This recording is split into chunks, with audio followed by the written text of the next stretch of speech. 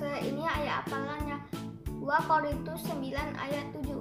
Setiap orang harus memberi menurut kerelaan hatinya, sebab Allah mengasihi orang yang memberi dengan senang hati. Ini ayat hafalannya 2 Korintus 9 ayat 7. Setiap orang harus memberi menurut kerelaan hatinya, sebab Allah mengasihi orang yang memberi dengan senang hati. Pagi Lause, ini ayat hafalannya 2 Korintus 9 ayat 7. Setiap orang harus memberi menurut kerelaan hatinya, sebab Allah mengasihi orang yang memberi dengan senang hati. Amin. Pagi Lause, ini ayat hafalannya 2 Korintus 9 ayat 7. Setiap orang harus memberi menurut kerelaan hatinya, sebab Allah mengasihi orang yang memberi dengan senang hati. Amin. Pagi Lause, ini ayat hafalannya 2 Korintus 9 ayat 7. Setiap orang harus memberi menurut kerelaan hatinya, sebab Allah mengasihi orang yang memberi dengan senang hati. Amin.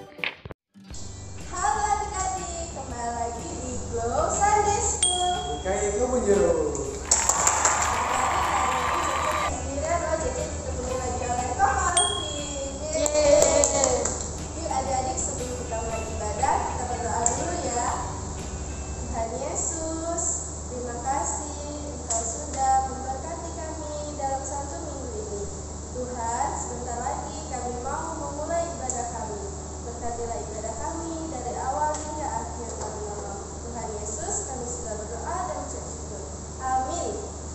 Caca, ayo kita sambut adik-adik.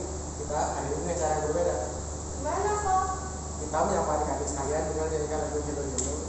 Lalu olah-olah. Yuk kita nyanyi sama-sama.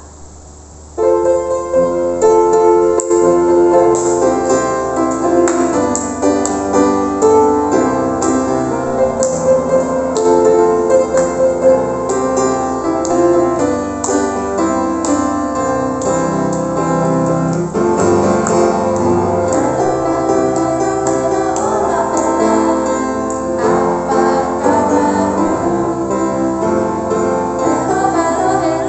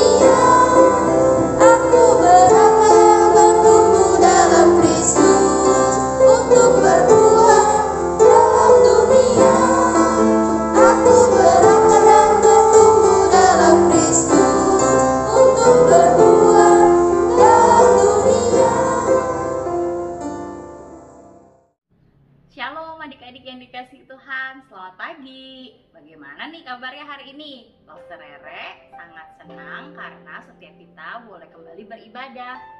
Mari adik-adik, sebelum kita mendengarkan firman Tuhan, Loster Rere mau ajak kita untuk berdoa.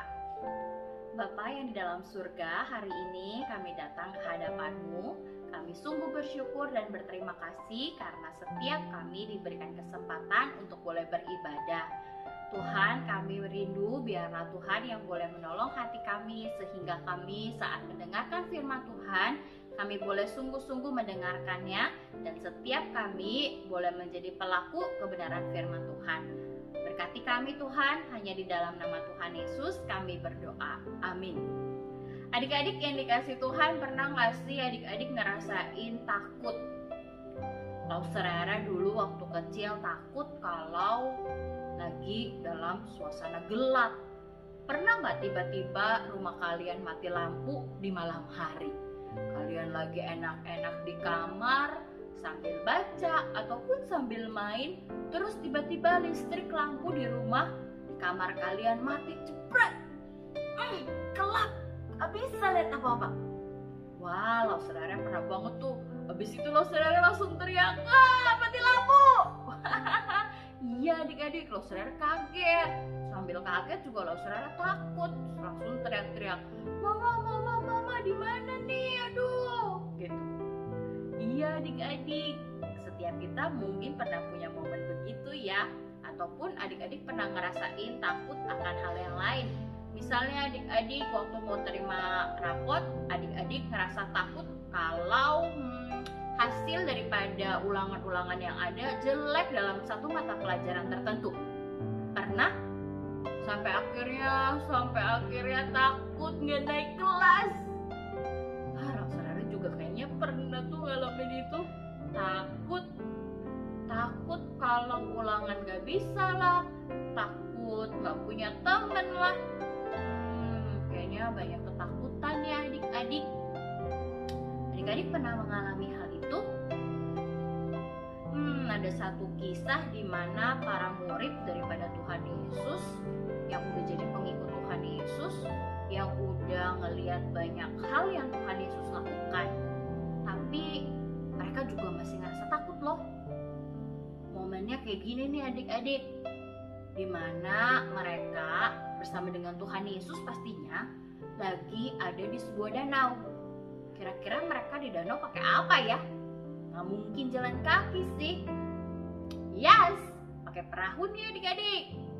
Waktu itu malam hari mereka lagi ada di danau menggunakan perahu. Kala itu Tuhan Yesus berkata kepada para muridnya, "Hai murid-murid, aku tidur sejenak." Ya, Tuhan Yesus akhirnya tidur di perahu tersebut.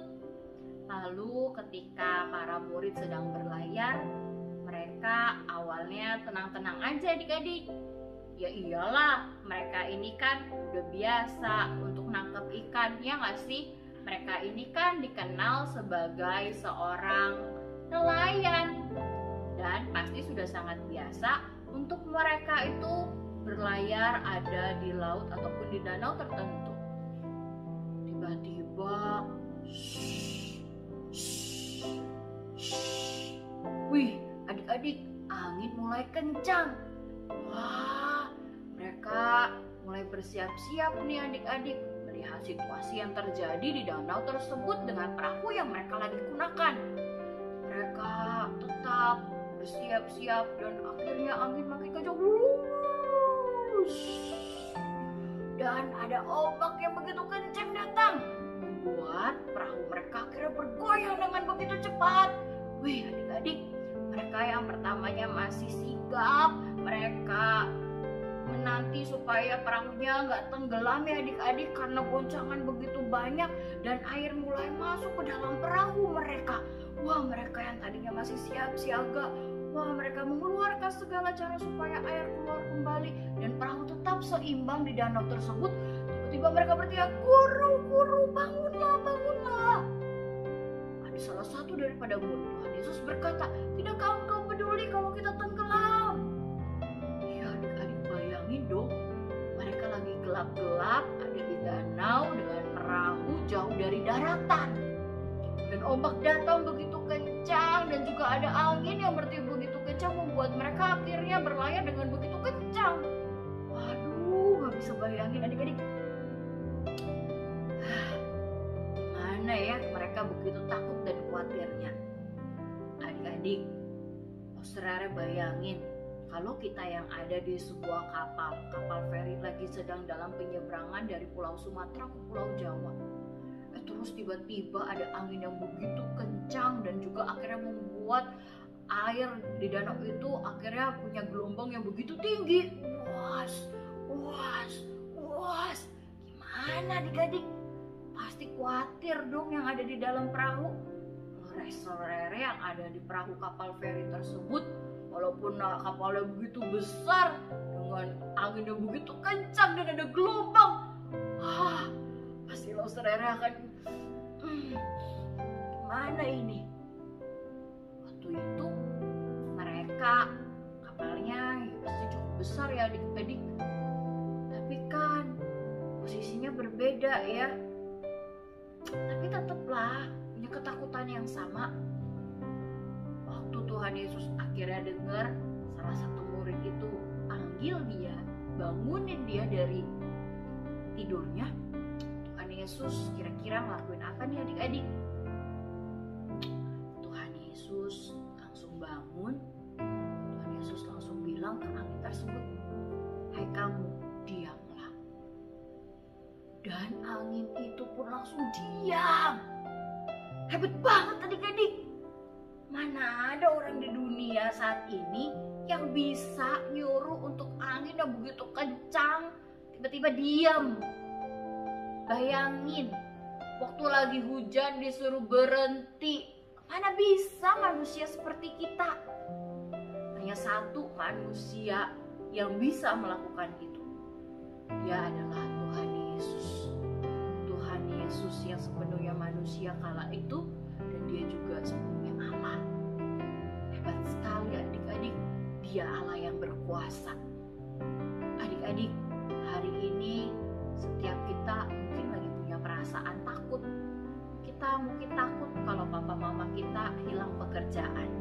Kita mungkin takut kalau papa mama kita gak punya pekerjaan, gak punya uang, yang akhirnya gak bisa membuat kita bisa sekolah, bisa dapat uang jajan, bisa makan yang cukup, bisa punya baju yang layak.